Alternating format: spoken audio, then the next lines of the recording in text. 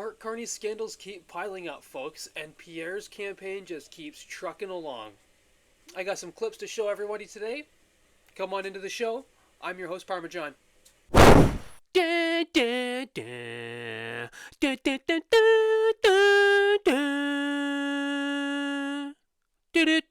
Good morning, Canada. Welcome to the show. This is Niagara due north, and I'm your host, Parmesan. First, before anything, I wanted to get into the polls today. We got new polling released by Polling Canada. It's a tie, folks. It's a tie. So ever since the start of this election, the Conservatives have been going up very slowly, and the Liberals have been staying straight, with a couple of ups and downs. Now, that's obviously really good to see. We want to see a tie. We need to be 10 points ahead, though. Okay? Hard to take into the polling biases, but, perhaps maybe we're 5 points ahead now. Secondly, do you enjoy Polymarket? Are you a Polymarket goer? Do you vote via Polymarket? Because if you did, if I were you, I think right about now is when I would start putting my money back into Jagmeet Singh. Is it because Jagmeet Singh is doing anything? No. No. It's because of this scandal. This scandal that's going on with Mark Carney right now is blowing up. For his company. Mark Carney is keeping Paul Chang as a candidate, called this incident a teachable moment. So what is your reaction? Have you spoken to Joe Tay, and how's he feeling? Well, it is a teachable moment. It teaches us that Mark Carney will never stand up for Canada. He's keeping on a Liberal candidate who said that people should turn over the Conservative candidate to a bounty by the Chinese government, which wants to kill him. The Chinese government wants to literally kill Joe Tay because he's a political dissident. And this candidate said that that should happen. Mark Carney keeps that candidate on his roster to be in Parliament. It shows that Carney is more interested in pleasing Beijing because they lent him $250 million for his company. He is compromised. I have never in my life seen a prime minister unwilling to protect a Canadian citizen against a foreign government that wants to take his life through a bounty. If Mark Carney won't stand up for a Canadian against this foreign hostile regime now, how could we ever expect him to stand up for Canada after the election? And you've spoken to Joe Tay? I have spoken to Joe Tay. Yesterday I spoke to him. He's very, very rattled. This is not, let's be clear, this is not about an inappropriate or off-color joke. These comments by this Liberal candidate may well rise to the level of criminal because they called for someone to be turned over to a hostile foreign government on a bounty, a government that wants to kill this Canadian citizen. And Mr. Joe Tay is extremely afraid. He's afraid for his life. And I think he is probably rattled by the fact that the Prime Minister of Canada is siding with a Liberal MP who has made these horrific and dangerous comments against a Canadian citizen, against the life of a fellow Canadian citizen. Mark Carney just got blasted hard by every single journalist, I think, at this event about the napping scandal. Let's get into this first one here. Kenzie Gray with Global News. Paul Chang, one of your candidates in Markham, talked about turning over a Conservative candidate to the Chinese consulate to receive a bounty placed on him by the Chinese Communist Party. Can you explain why you've not dropped him as a Liberal candidate? So Mark Carney has not dropped this guy. He's keeping him on. Can you believe it? Thank you for the question. Look, the comments were deeply offensive. This is a terrible lapse of judgment by Mr. Chang. He has apologized for those comments. He has apologized directly now to The person that he mentioned apologized directly to him yesterday.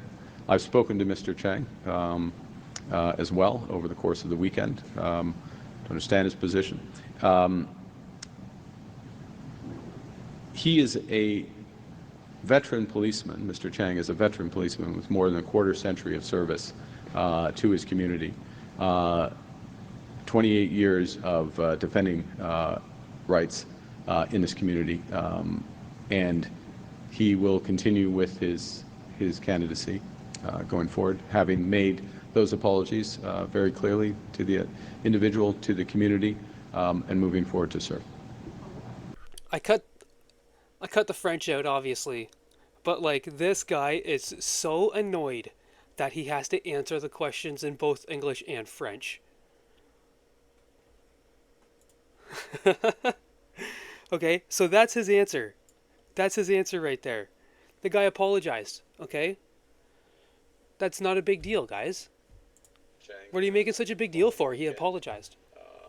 I should say the Conservative candidate has come out and said that apology is not sufficient, and then previous to this, he was speaking with the RCMP about his safety. So I'm just wondering why you feel comfortable continuing with a candidate that was parroting Chinese Communist Party talking points to try and attack a political candidate. Look, this is a person of integrity who served this community, his community, as a senior police officer for, as I said, more than a quarter century. He's made a terrible lapse in judgment. He's made an apology for that. It's also an individual who has family in Hong Kong. He's under no illusions about the situation there, the situation in broader China. He's made those apologies. He's made them directly to the individual concerned. He's made them directly to me. He has my confidence. Thank you. So what the Chinese do is they'll find your family in China. They'll say they have your uncle or something, and they say that you have to do this over in Canada. And I really hope everyone's paying attention to Canada, because if I were anyone in Europe, I would be worried about my government having Chinese informants in there. You know, something tells me this isn't unique to Canada, considering nothing else is unique to Canada, right? But guys, this hilariously, he is going to have to answer this a few more times. Good morning, Mr. Carny, Rafael Canyon, CBC News. It's not just opposition parties calling for Mr. Chang's resignation, it's also at least 13 civil society groups. What message are you sending to Canadians who are worried about pressure from China when you allow him to stay on? And how can you credibly criticize Pierre Poilievre for his lack of security clearance when Mr. Chang is considered a worthy candidate? Well, Civil rights activists are going after him. This guy's under pressure. This is what I'm talking about. the first thing, I can very credibly criticize the Leader of the Opposition for being at 930 days running and not having a security clearance. I will say as well, in the course of my responsibilities, current responsibility, I didn't do that. That wasn't me. I did manage to cut the piece of wood second time running. Although I was under expert supervision. No, getting back to these are serious matters, so I appreciate the question. But in the course of my responsibility as Prime Minister, just yesterday, I received an additional briefing on foreign interference and potential matters related to that. Of course, I can't share any details of that, but it just underscored once again, I take my responsibility seriously, but the extent to which Leader of the Opposition does not and hasn't for more than 3 years. In terms of, but to go back to the specifics of your question, this situation. Look, I deeply offended by those comments. As I said, they're a terrible lapse of judgment. I view this as a teachable moment. It underscores the respect with which we treat human rights in this country, the differences between Canadian society and other countries. And of course, the reporter, of course, worded it in a way where this guy can weasel his way out of the answer. So now he's going to just talk about how Pierre doesn't have a security clearance. After all, though, I will go back to the character of the individual who made a lapse judgment. This is someone who has served our community, has been on the front line of policing for almost 3 decades, and has been standing up for those rights and has that track record for it. He's made his apology. He made it to the public. He made it to the individual concerned, made it directly to me, and he's going to continue with his candidacy. Thank you. This is a very squirmy answer, and it goes on for much longer. I noticed multiple GTA area candidates behind you. If you're still standing behind Mr. Chang, why isn't he standing behind you today? He has other... Burn. That was just a burn. That wasn't even a question. Was that from CTV? That was literally just a burn. There's no answer to that. You don't answer a question like that. That's a question to slap in the face. This dude got messed up, and then he's going to have to answer it in English and French. That's crazy, guys. That's harsh running for politics, man. And then they just beat the crap out of you like that. Well, he's not standing behind you. This is my fourth clip. This is my fourth and last clip. I think there was another question. Just one more. So we have 5, 6, 7 questions on this. Look at how annoyed he is. Just like, Judy Chin, CTV News. Mr. Carny, I'd like to press you a little bit more on Paul Chang.